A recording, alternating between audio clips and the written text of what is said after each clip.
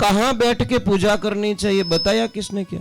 अब जो नहीं जानते अभी से मेरा चैनल है उसके ऊपर ओके करो, सब्सक्राइब करो और मेरे से जुड़े रहो। बहुत सारी बातें ऐसी बताई है मैंने जो आप कल्पना नहीं कर सकते हो। हजारों बातें अंदर डाली मैंने वीडियो के माध्यम से ताकि आप तक पहुंचे, आप उसका आनंद लो। कोई माइनस पॉइंट है तो उसको पढ़ाई के लिए, धंधे के लिए, घर की परेशानियों के लिए, मतलब बहुत सारी, जिसकी सगाई नहीं हो रहे, संबंध नहीं हो रहे, क्या कारण है क्या नहीं है, हाइट नहीं बढ़ रही उसके लिए मैंने बताया, पढ़ाई नहीं आ रही उसके लिए बताया, जॉब नहीं लग रहा है उसके लिए मैंने बताया, बहुत सारी चीज़ें बताई है। तो चैनल से जुड़े रहिए। एक जगह कोई मंदिर बनाया, मंदिर बन के तैयार हो गया, पूरे गांव ने बनाया, थोड़ा आवाज मत कर जो दाता, पूरा गांव वाला मंदिर बनायो, मंदिर बनन तैयार हो गयो। तैयार होने के बाद में अब डिस्कस हुआ कि भाई मूर्ति की नहीं बैठा हो। तो महाराज आपको पता है कि लास्ट जमाने किन की, अब 3 पक्ष पड़ गए। राम वाले भक्त कह रहे भगवान श्री राम की मूर्ति बैठाएंगे, भगवान शिव के भक्त बोले भगवान शिव की मूर्ति बैठाएंगे, और कृष्ण वाले बोले कृष्ण राधे कृष्ण की बैठाएंगे।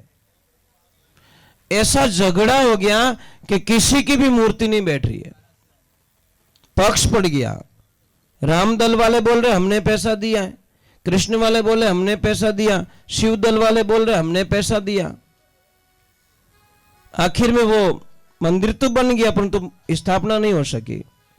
वर्षों बीत गए, एक दिन कोई साधु संत महाराज जी आते हैं और उन्होंने बोला भाई मंदिर तो बहुत अच्छा बनाया है परंतु यहां पे प्रतिष्ठा नहीं हो रही है, कारण क्या है? तो सारे गांव वालों ने अपनी अपनी व्यथा सुनाई कि ये दुविधा पड़ गई। तो महाराज जी ने बोला शाम को यहां पे इकट्ठे करो, सारों को इकट्ठा करके बोले भाई अगर आप धर्म को समझते हो, संस्कृति को समझते हो तो मैं आपको एक प्रार्थना करता हूं, आदेश नहीं दे रहा हूं, प्रार्थना कर रहा हूं कि क्या कि संसार की शुरुआत और एंड कौन है? शुरुआत कौन है और एंड कौन है? तो कई महापुरुषों ने, विद्वान लोगों ने कहा कि शिव है। संसार की शुरुआत भी शिव से होती है और शुरुआत संसार का एंड भी शिव से होता है। जो शुरुआत और एंड है उन्हीं को बैठाओ ना, तो सारे को समझ में समझाया तब समझ में आई। अब आप इतने लोग बैठे हो, यहाँ विद्वान लोग बैठे होंगे, भगवान के पुजारी लोग बैठे होंगे, भगवान की पूजा करने वाले बैठे होंगे, मुझे इतना बता दो यहाँ पे प्रतिष्ठा हो रही है कल, क्या आपको अवगत कराया किसी ने कि इस मंदिर में कहां बैठ के पूजा करनी चाहिए? बताया किसने क्या? मतलब जो पूजा करेगा वो कहां खड़ा रह के पूजा करेगा? बताया क्या? नहीं बताया। ये सबसे बड़ी भूल है।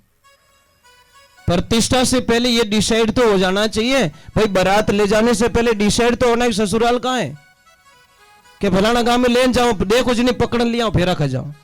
ऐसा होता है क्या? अब मंदिर के बहुत करोड़ों रुपए का खर्चा कर रहे हो और ये भी आपको पता नहीं चल रहा है कि हम कहां बैठ के, गलत जगह बैठ के पूजा कर दी तो आपको रिजल्ट गलत मिलेगा। सीधा हिसाब है। शिव पुराण में स्पष्ट रूप से लिखा गया है कि भगवान शिव की पूजा कैसे करें, कहां बैठ के करें, हमारा मुंह किधर होना चाहिए, पूजा करते वक्त हमारा हम कौन सी साइड में देखें तो पूजा हमारी फलित होती है, नहीं तो विनाश होता है। एक बात का ध्यान रखना, भगवान शिव का मुंह जिधर रहता है, पूर्व दिशा में भगवान शिव बैठ के तपस्या करते हैं, तो शिवलिंग की पूजा आदमी जो भी करे पूर्व दिशा में बैठ के पश्चिम दिशा में मुंह करके कभी पूजा ना करे, नहीं वर्जित माना गया है। अगर किसी को प्रमाण चाहिए तो मैं दे देता हूं, अभी दे देता हूं। दूसरे नंबर, जब भी भगवान शिव की पूजा करो तो उत्तर दिशा में बैठ के दक्षिण मुंह करके पूजा नहीं करनी चाहिए, क्योंकि उत्तर दिशा में आद्य भवानी शक्ति मां पार्वती जी विराजमान है। तो दुविधा हो गई, कहां बैठे?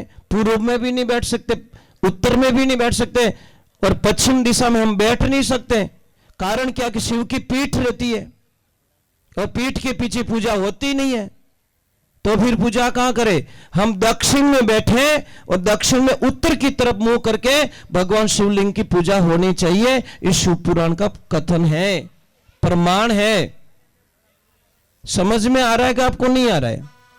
तो ये ध्यान रखना, अगर गलत दिशा में बैठोगे तो रिजल्ट भी गलत आएगा। भाई स्टीयरिंग इधर लगा हुआ है और आप मुंह ऐसे करके स्टीयरिंग को बैक साइड से पकड़ के गाड़ी चला रहे हो तो भजीड़ लागी कि नहीं लागी? क्या बटे कह दो ये तो अपन का स्टाइल है, अब स्टाइल में हैंगों ने ले डूबो तो पूजा हमारी सही विधान की होनी चाहिए, ये ध्यान रखे। चलो हम भगवान के चरणों में जाता, मैं समय की बर्बादी नहीं करूंगा। एक बात की मेरी प्रार्थना रहेगी कि अगर किसी को, मैं साथ साथ में थोड़ी कुछ बातें भी बताऊंगा जो आपको काम आ सके। आजकल कमर दर्द और घुटनों का दर्द इतना बढ़ चुका है जिसकी आप कल्पना नहीं कर सकते। एक तो कमर दर्द बहुत होता है, एक घुटनों का दर्द बहुत होता है। तो जिसको भी घुटनों का दर्द है आप 50-60 रुपए में इलाज कर सकते हो। ये जो खाने वाला चूना आता है ना, वो चूना लेके आओ और चूने को इतना सा दाना लो, चने के जाता जितना, सुबह खाना खाया उसके बाद में 1 गिलास पानी में डाल के उसको घोल के नॉर्मल पानी में ठंडा पानी पीना छोड़ दो। जो फ्रिज का पानी पीते हैं उनके इलाज की हमारी कोई गारंटी नहीं है। समझ में आई ना? हमारे घर में 4-5 इतने बड़े दुश्मन है। एक तो कुकर सबसे बड़ा दुश्मन है हमारा, उसमें दाल पकती नहीं है, फटती है। दूसरे नंबर एल्यूमिनियम का कुकर तो इतना घातक दुश्मन होता है जो स्लो हमारी बॉडी को खत्म कर देता है और लाखों बीमारियां पैदा करने में एल्यूमिनियम की मेन जिम्मेदारी होती है, पर लोगों को समझ में नहीं आता। दूसरे नंबर एक बात का याद रखना, फ्रीज देवता। ये फ्रीज देवता क्या कहते हैं? तुम मुझे घर पे लेके जाओ, मैं टाइम टू टाइम आपकी फैमिली को हॉस्पिटल भेजता रहूंगा, ये मेरी गारंटी है। फ्रीज यही तो कहता है हमको, लाइट बिल तुम्हारा आएगा, खर्चा तुम्हारा करवाऊंगा, पर हॉस्पिटल भेजने की गारंटी फ्रीज कहता मेरी है।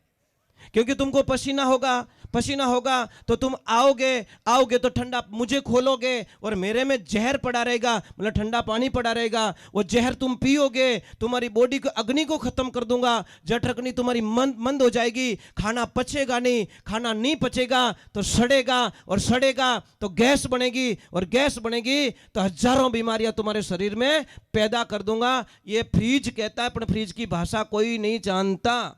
अब तो कन्यादान में इस बेटी ने फ्रीज देवो, बेटी टेमू टेम बीमार पड़ जाए, वाह धन्यवाद है वहां पुरुषों।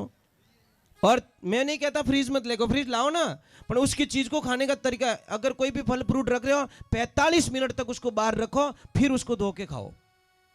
पर आपने तो वे मुंह खाओ, काटिया खाया। तीसरे नंबर हमारे घर में दुश्मन कौन सा है? ये जो मैदा जैसा आटा देते हैं ना, आटा मैदा, एकदम मयो आटो,